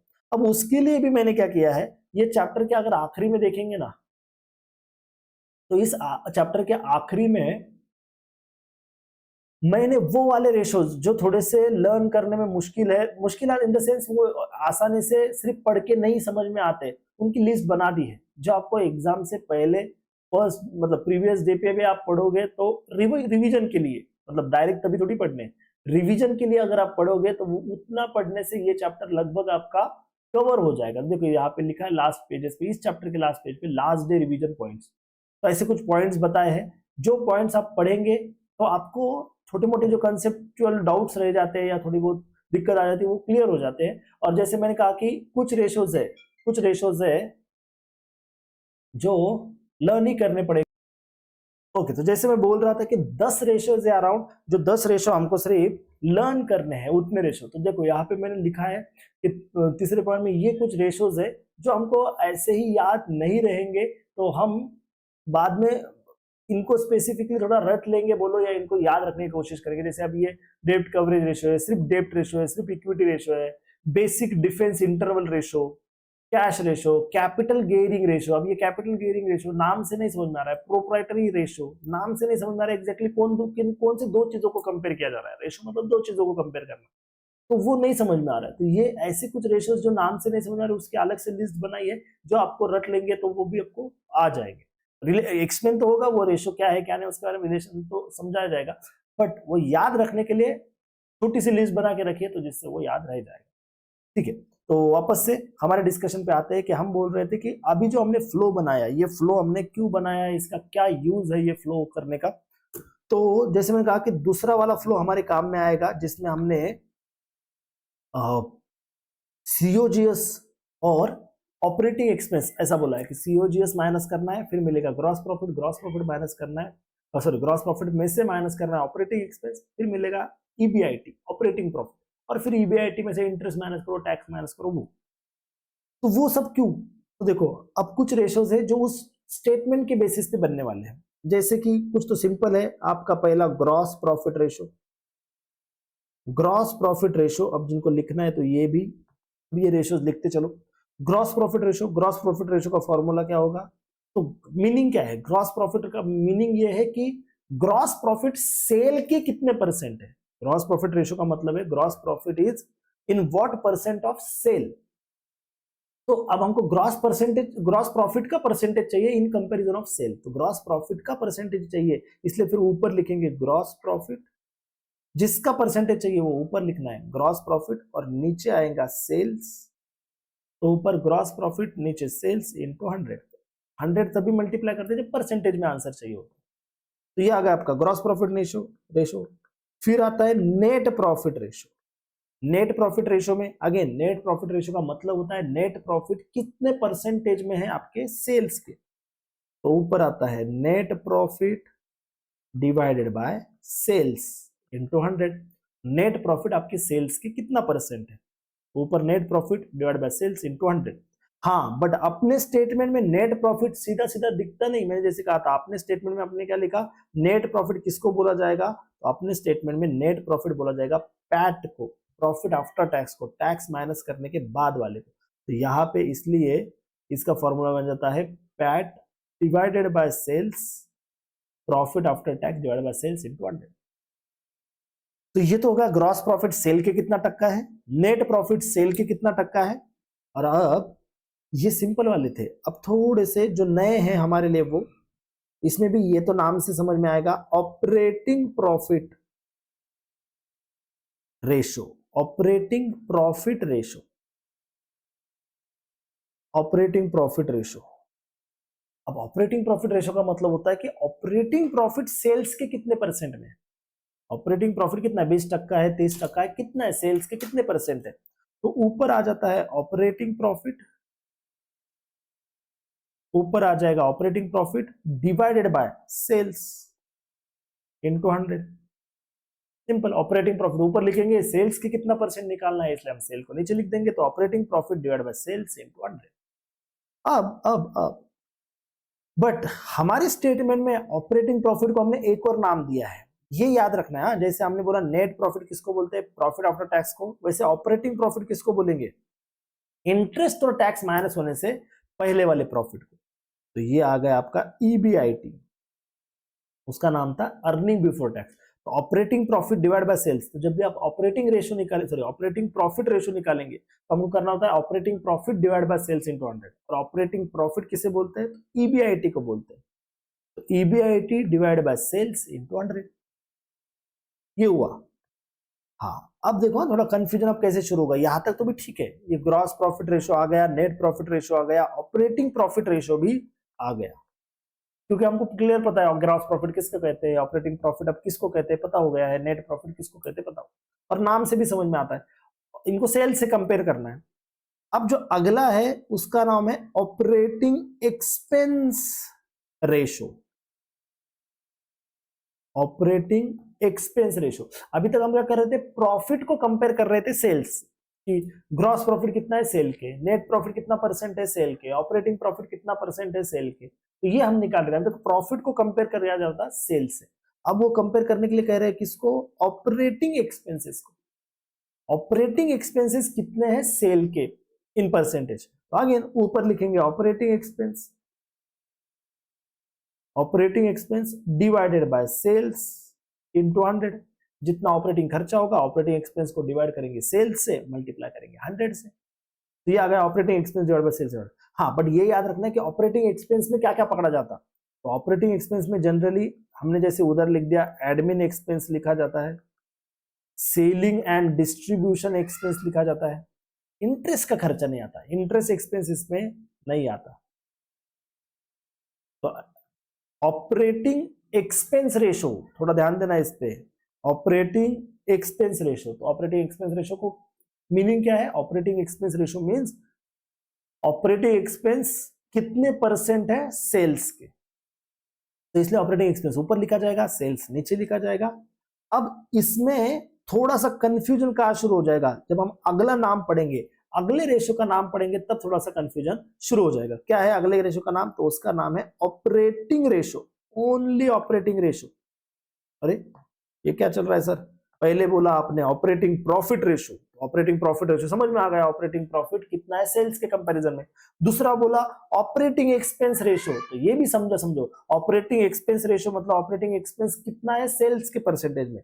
बट तीसरा ऑपरेटिंग रेशो, यहाँ पे तो ऐसा कुछ नहीं बोला कि ये ऑपरेटिंग प्रॉफिट है कि ऑपरेटिंग खर्चा है, सिर्फ बोल रहे हैं ऑपरेटिंग रेशो। अब ध्यान दो, जब सिर्फ ऑपरेटिंग रेशो कहा जाता है ना, तो आपको किसको कंपेयर करना है,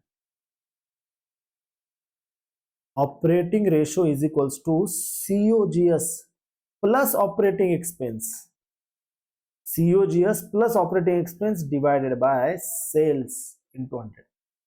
क्या आपका जो सीओजीएस प्लस ऑपरेटिंग खर्चा, दोनों को कंसीडर करो, सीओजीएस भी लो ऑपरेटिंग खर्चा भी लो, दोनों को मिला के चेक करो कि वो सेल्स के कितने टक्का है, वो सेल्स के कितने परसेंट है।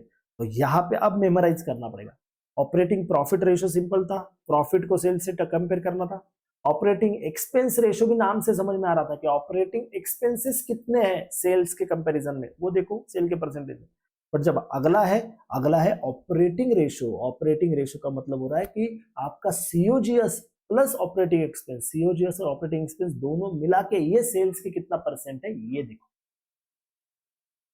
देख लो, चीज समझ में आ रही है आपको? ये डिफरेंस समझ में आना चाहिए इन तीन रेशियोज का। बस ये परफेक्टली समझ में आया, इसलिए वो स्टेटमेंट, वो फ्लो पहले बताए गए, वो फ्लो के बेसिस पे ये समझे। अब एक एग्जांपल लेते, पहले ये एग्जांपल से इसको अब थोड़ा क्लियर, इसके पहले एक और रेशो ले लेते, सिंपल सा है। अब रेशो और कैसे बन सकते हैं? तो कोई भी खर्चे को सेल से कंपेयर करो, सिर्फ सीओजीएस कितना है सेल से वो बता दो, या सिर्फ इंटरेस्ट कितना है तो वो बोल देते finance cost ratio. Finance cost ratio, और फाइनेंस कॉस्ट रेशो का मतलब होता है कि आपका इंटरेस्ट कितना है इन कंपैरिजन ऑफ सेल्स, तो ऊपर आ जाता है interest divided by sales into 100, interest divided by sales into 100। तो ये आ गया आपका फाइनेंस कॉस्ट रेशो। जो लोग लिख रहे थे उसने में उन्होंने मेरे साथ लिख लेना चाहिए। और अपने अभी तक हमने 6 रेशोज देख ली, ठीक है। अब इस पे एक क्वेश्चन करते हैं, एक क्वेश्चन देखते हैं इस पे है क्या। हाँ चलो, ये वाला क्वेश्चन देखो क्या बोला है। Sale is 15 lakh, COGS 60% of sales, administration expense 1,20,000, selling and distribution expense 2,60,000, interest cost 40,000, tax rate 40%, compute GP ratio, NP ratio, operating profit ratio, operating expenses ratio, operating ratio and finance cost। तो वही 6 ratio, अभी जो हमने 6 ratio discuss किए वो 6 ratio ढूंढने के लिए बात करें, ठीक है। आप लगा तो अगर आपको सब कुछ सही में समझ में आ गया है, कैसे फ्लो बनाना है, कहां से क्या लिखना है, तो आप अभी वीडियो पॉज करो और पहले इसको सॉल्व करो। आप खुद से एक बार सॉल्व करके देखो वीडियो पॉज करके।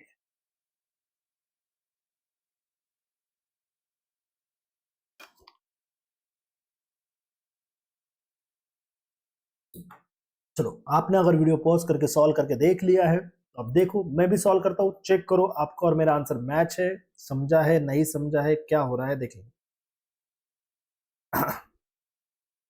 वेट, ये भी अगेन सबसे पहले तो मैं क्या करूंगा, सबसे पहले मैं करूंगा फ्लो, अपना जो स्टेटमेंट का फ्लो था वो बनाऊंगा, इनकम फ्लो स्टेटमेंट।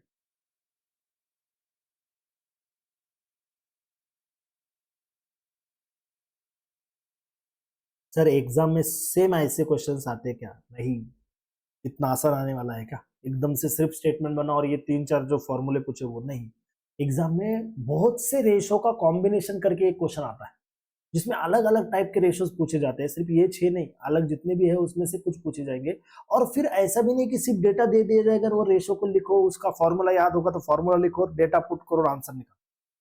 कुछ चीजें ढूंढनी पड़ती, कुछ चीजों का कंपैरिजन करना पड़ता है, एक रेशो से दूसरा चीज कुछ तो ढूंढ लेना पड़ता है, वहां से देखेंगे ना, एग्जाम के क्वेश्चंस देखेंगे, स्टडी मटेरियल के कैसे क्वेश्चंस वो देखेंगे। चलो अभी तो इसको सॉल्व करते हैं, ये तो कंसेप्ट क्लियर करने के लिए है।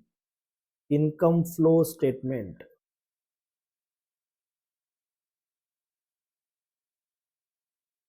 सबसे पहले है सेल्स, सेल्स की वैल्यू है 15 lakhs, sales is equal to 15 lakh. आप कंपेयर करो, आपने सॉल्व किया है तो चेक करना। नेक्स्ट है सीओजीएस एट द रेट 60%, 60% बोला है सीओजीएस, यस। तो अगर सेल 15 lakhs है तो 15 lakhs के 60% 9 lakhs, वो माइनस करेंगे तो आएगा 6 लाख। 6 lakhs को बोला जाएगा ग्रॉस प्रॉफिट, ग्रॉस प्रॉफिट में से लेस हो जाएगा ऑपरेटिंग एक्सपेंस। ऑपरेटिंग एक्सपेंसेस में क्या क्या आता है तो उन्होंने बताया है एडमिनिस्ट्रेशन एक्सपेंस, कितना है administration expense 1,20,000, and selling and distribution expense है 2,60,000, 120 एंड 260। एडमिनिस्ट्रेशन 120 है, सेलिंग एंड डिस्ट्रीब्यूशन एक्सपेंस वो है 260, 120 एंड 260, तो दोनों खर्चे लिख दिए, एडमिनिस्ट्रेशन का खर्चा लिख दिया। चलिए, और दोनों मिला के ऑपरेटिंग एक्सपेंस है, तो दोनों की टोटल लिख देता हूं मैं 3,80,000। 3,80,000 दोनों मिला के खर्चा, वो माइनस कर देते हैं, 6,00,000 माइनस 3,80,000 तो आएगा 220। 220 का नाम क्या है? इसका नाम है operating profit. Operating expense minus करने के बाद जो बचता है उसका नाम है ऑपरेटिंग प्रॉफिट। और ये ऑपरेटिंग प्रॉफिट, इसका ही दूसरा नाम होता है earning before interest and tax. इसमें से दो चीजें माइनस होना बाकी है, इंटरेस्ट और टैक्स। तो इसमें से पहला माइनस करेंगे इंटरेस्ट। कितना बोला है क्वेश्चन में? Interest is 40,000 and tax rate is 40%। तो पहले इंटरेस्ट माइनस करते हैं 40,000, 220 माइनस 40 तो आएगा 180। इसको बोलेंगे earning before tax, EBT, earning before tax.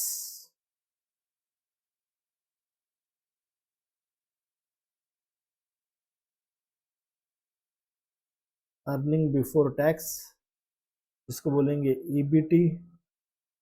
अब ईबीटी में से माइनस होगा टैक्स, टैक्स इज 40%, तो 180 के 40% 72,000 और 72 माइनस करके आएगा 1,08,000 और इसको बोलेंगे profit after tax. Profit after tax, PAT. ये बन गया हमारा फ्लो स्टेटमेंट, बन गया सेल्स से लेके प्रॉफिट आफ्टर टैक्स। अब इसके बेसिस पे हमको हमारे वो 6 आंसर्स निकालने हैं। तो फर्स्ट वन आप चेक करो, आपका जो भी आ रहा हो, gross profit ratio. Gross profit ratio का फॉर्मूला था gross profit divide by sales into 100। अब मैं सीधा ग्रॉस प्रॉफिट का अमाउंट लिख रहा हूं, gross profit 6 lakh divided by sales 15 lakh into 100, तो 6/15, तो वो आ रहा है 40%। आपका ग्रॉस प्रॉफिट रेशियो आ गया 40%। Next one, second, net profit ratio. हाँ, नेट प्रॉफिट रेशियो में याद रखना कि प्रॉफिट कौन सा है। हमारे पास तीन तीन प्रॉफिट है, हमारे पास तीन तीन प्रॉफिट है। ये ग्रॉस प्रॉफिट एक है, उसके बाद ये ऑपरेटिंग प्रॉफिट एक है, और उसके बाद ये पैट एक है। जब हम नेट प्रॉफिट रेशियो ढूंढेंगे तो नेट प्रॉफिट के लिए हमको जो प्रॉफिट लेना है वो है पैट, प्रॉफिट आफ्टर टैक्स। तो profit after tax 1,08,000 divided by 15 lakh into 100। यहाँ पे मैं लगा तो फॉर्मूला भी वापस से लिख देता हूँ उसका, PAT divided by sales into 100। Confusion होता है जब, अभी तो लगता है बहुत आसान है, बट कभी कभी ऐसा कंफ्यूजन होता है यार इसमें से नेट प्रॉफिट पकड़ना कौन सा है। तो वो आ रहा है 7.2%। वो आ रहा है आपका 7.2%, 1,08,000 divided by 15 lakhs, 7.2%, correct. Next third,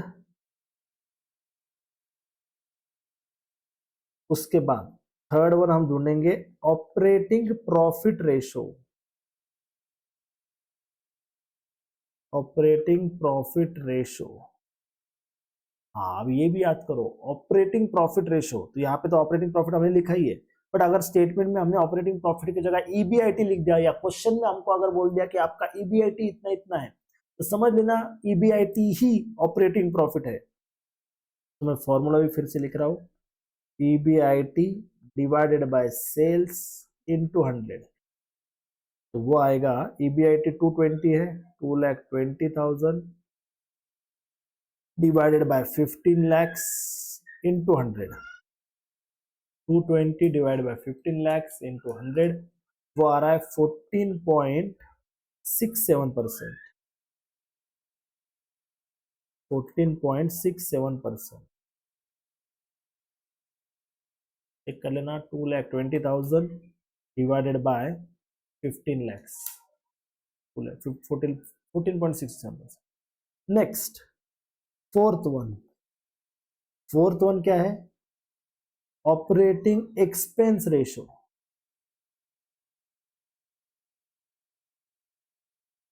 operating expense ratio, अब ऑपरेटिंग एक्सपेंसेस में हमको पता है जो जो ऑपरेटिंग एक्सपेंस बोल के हमने लिखे हैं वो डिवाइडेड बाय सेल्स। तो ऑपरेटिंग एक्सपेंस रेशो में क्या क्या आएगा? ऑपरेटिंग एक्सपेंस रेशो में ऑपरेटिंग एक्सपेंस में है एडमिनिस्ट्रेशन एक्सपेंस के 120 प्लस सेलिंग एंड डिस्ट्रीब्यूशन के 260, 120 divide by 120 plus 260 divide by 15 lakhs into 100। तो 120 प्लस 260 आए थे 380 डिवाइड बाय 15 lakhs 25.33%। तो ये आ गया आपका operating expenses ratio 25.33%। Fifth one ये इंपॉर्टेंट वाला था, इसमें सिर्फ लिखा होता है ऑपरेटिंग रेशियो, ओनली लिखा होता है ऑपरेटिंग रेशियो। यहां से हमको समझना है कि ऑपरेटिंग रेशियो कैसे ढूंढना है। तो इसमें दो चीजों की एडिशन करके सेल्स से कंपेयर करना है। कौन सी दो चीजों की addition? COGS plus operating expense divided by sales into 100। तो सीओजीएस कितना है? सीओजीएस है 9 लाख का प्लस ऑपरेटिंग एक्सपेंस है 380 के, 9 lakh plus 380 divide by 15 lakhs.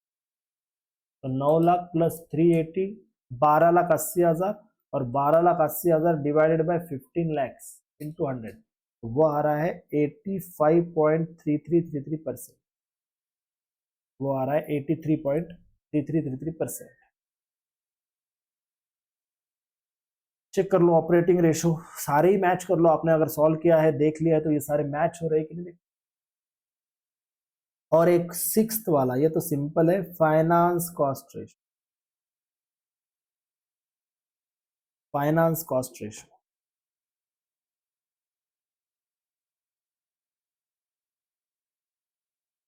Finance cost ratio में क्या करेंगे? तो अगर फाइनेंस कॉस्ट रेशो नाम ही बोल रहे हैं तो फाइनेंस कॉस्ट को कंपेयर करना है सेल्स से। फाइनेंस कॉस्ट ऊपर लिखनी है, finance cost divided by sales into 100। So finance cost कितनी है? 40,000 डिवाइड बाय सेल्स कितना है? 15 lakhs मल्टीप्लाई बाय 100। तो 40,000 divided by 15 lakhs into 100, 2.67%। Finance cost आया 2.67%। देख लो एक बार, क्या सारे के सारे 6 रेशो आपको समझ में आ गए? लर्न भी हो रहे हैं, कंपैरिजन भी समझ में आ रहा है। बट अब इन आपस में इनका क्या रिलेशन है उसका एक थोड़ा सा एक ये देखते हैं। चेक करो आपस में इनमें क्या रिलेशन है। अब अगर आप थोड़ा एक दूसरे एंगल से थोड़ा एक्सप्लेन करने की कोशिश करता हूं, देखो आपको कितना अच्छे से समझ में आता है। अगर मैं ऐसा बोलूं, देखो जो आपका सेल है ना, सेल के एक्चुअली ना 3 पार्ट किए हैं। हमारे फ्लो में भी अगर देखेंगे, फ्लो कैसा है हमारा? सेल्स माइनस सीओजीएस, फिर मिलता ग्रॉस प्रॉफिट, फिर माइनस होता है ऑपरेटिंग एक्सपेंस, फिर हम उसको ऑपरेटिंग प्रॉफिट बोलते हैं, उसमें से माइनस करते हैं। ठीक है, यही तक पकड़ते पहला। सेल में से सीओजीएस माइनस करते हैं, फिर ऑपरेटिंग एक्सपेंस माइनस करते हैं, तो मिलता है ऑपरेटिंग प्रॉफिट। तो अगर मैं इतना ही स्टेटमेंट पकड़ू, फिलहाल वो इंटरेस्ट वगैरह पार्ट छोड़ दूं, तो ये सेल को ना मैं इस हिसाब से ना 3 पार्ट में डिवाइड कर सकता हूं। सेल्स को मैं ना 3 पार्ट में डिवाइड कर सकता हूं। कौन से? सेल में से एक पार्ट है सीओजीएस, सेल में से एक पार्ट है सीओजीएस, सेल में से दूसरा पार्ट है ऑपरेटिंग एक्सपेंस, दूसरा पार्ट एक ऑपरेटिंग एक्सपेंस। सेल में से सीओजीएस एक पार्ट, ऑपरेटिंग एक्सपेंस एक पार्ट, और जो बच जाता है, ये दोनों पार्ट माइनस करके जो बच जाता है वो होता है ऑपरेटिंग प्रॉफिट। ऑपरेटिंग प्रॉफिट, अभी देखो समझो सेल, अपने एग्जांपल में भी सेल कितना था? 2 लाख का था, सॉरी 15 लाख का था। सेल 15 लाख का था, उसमें से सीओजीएस 9 लाख का था, तो सेल में से एक पार्ट सीओजीएस का 9 लाख का, फिर ऑपरेटिंग एक्सपेंस का 3,80,000, तो 15 लाख में से 9 लाख सीओजीएस, 3,80,000 ऑपरेटिंग एक्सपेंस, जो बचा वो ऑपरेटिंग प्रॉफिट 2,20,000। तो हम सेल्स के ऐसे 3 हिस्से कर सकते हैं। सेल्स 15 लाख का था, उसमें से सीओजीएस 9 लाख का है, फिर ऑपरेटिंग एक्सपेंस 3,80,000 के है, और ऑपरेटिंग प्रॉफिट 2,20 का। इन तीनों की टोटल करेंगे तो बराबर सेल आ जाएगा। तो मैं जो बोल रहा हूं सेल के 3 हिस्से, ये समझ में आ रहा है आपको? सेल के 3 हिस्से क्या है? सीओजीएस है, सेल में कुछ पार्ट सीओजीएस का है, सेल में कुछ पार्ट ऑपरेटिंग एक्सपेंस का है, सेल में कुछ पार्ट ऑपरेटिंग प्रॉफिट का है। अब हमारा एक रेशो क्या बोलता है? हमारे पास एक रेशो है ऑपरेटिंग रेशो।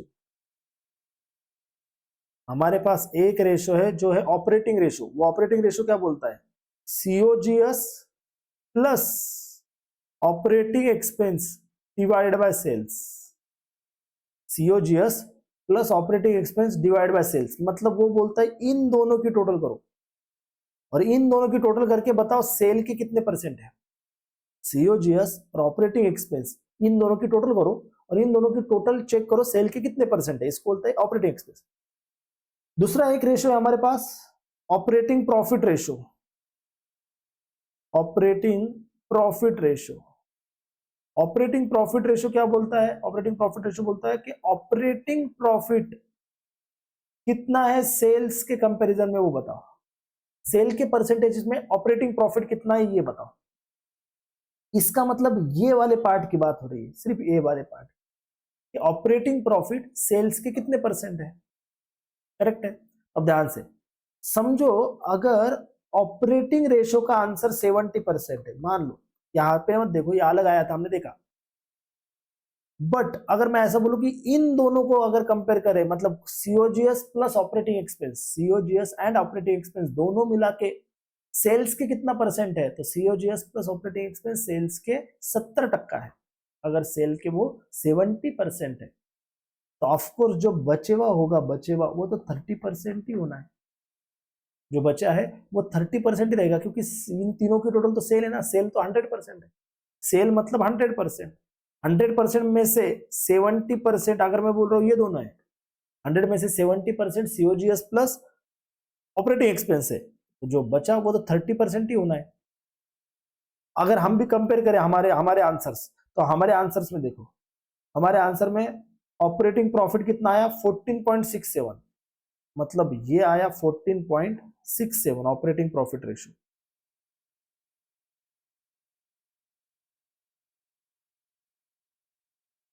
हमारे आंसर में भी ये आया 14.67%। और ऑपरेटिंग रेशियो कितना आया देखते हैं। ऑपरेटिंग रेशियो आया 85.33%। 85.33%। इसका मतलब हुआ कि इन दोनों की total, operating expense plus COGS, इन दोनों की टोटल अगर सेल से कंपेयर करो तो वो 85.33% है। तो सेल में से क्या बचा? सिर्फ बचा ऑपरेटिंग प्रॉफिट, तो ऑपरेटिंग प्रॉफिट आएगा 14.67, तो इन दोनों की टोटल करो 100 आनी चाहिए। 85.33 प्लस 14.67, यस 100। तो अब इससे ये समझ में आ रहा है कि देखो, मैंने एक्सप्लेन कर दिया कि सेल के 3 टुकड़े हो रहे हैं, 3 में से 2 टुकड़ों का परसेंटेज अगर 85.33 है, तो बचे हुए एक टुकड़े का परसेंटेज 14.67 ही रहेगा। क्लियर है? अब सुनो, इससे क्या रिलेशन लग रहा है? तो हम ऐसा बोल सकते हैं कि अगर मैं 100%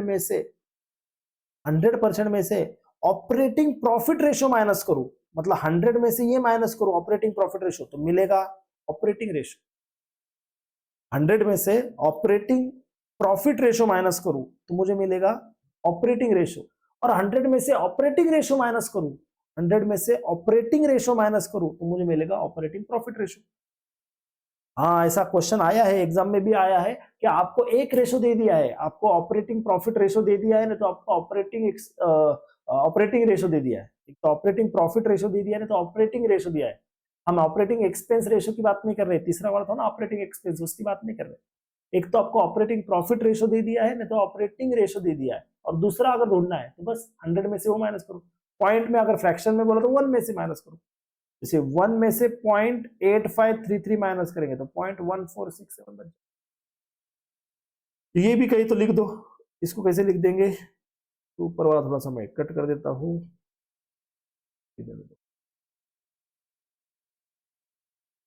यहां पे लिख देता हूं क्या पहले तो ऐसा लिख देंगे, operating ratio plus operating profit ratio is equals to 100%। ये दोनों रेशो की दोनों 100%। हेंस 100 माइनस ऑपरेटिंग रेशो, अगर 100 में से ऑपरेटिंग रेशो लेस करेंगे तो क्या मिलेगा, तो हमको मिल जाएगा ऑपरेटिंग प्रॉफिट रेशो।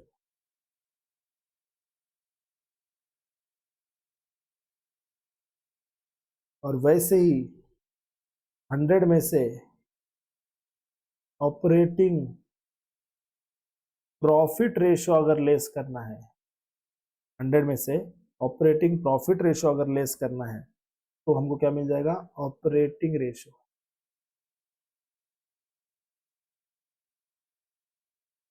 ये समझो, क्लियर है, ये एग्जांपल भी समझा आपको, पर ध्यान दे, देख लो हमने आज 6 रेशो कवर किए।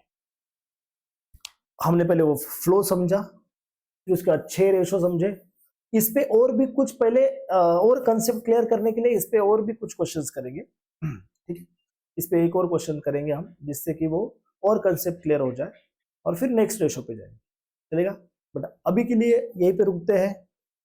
अगर आपको ये लेक्चर्स अच्छा लगा है, आपको ये समझ में आ रहा है, तो जरूर जरूर जरूर आपके दोस्तों को बताओ, आपके फ्रेंड्स जो जिनको अभी एफएम की एग्जाम देनी है, जिनके लेक्चर्स हो चुके हैं बट इतने पसंद यानी कि हमको नहीं समझ में आया या कोई दिक्कत आई, तो आप जरूर उनको रेफर करें।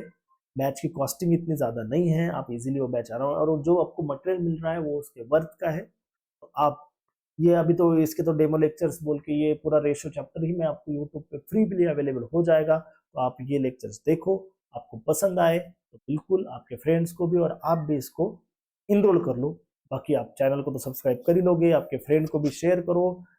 इंस्टाग्राम का भी डिटेल दिया है, टेलीग्राम पे भी आप ज्वाइन हो सकते हैं, उस पर आपके सारे आपके बाकी की डिटेल्स आपको मिल जाएगी। चलो, thank you so much for watching this video.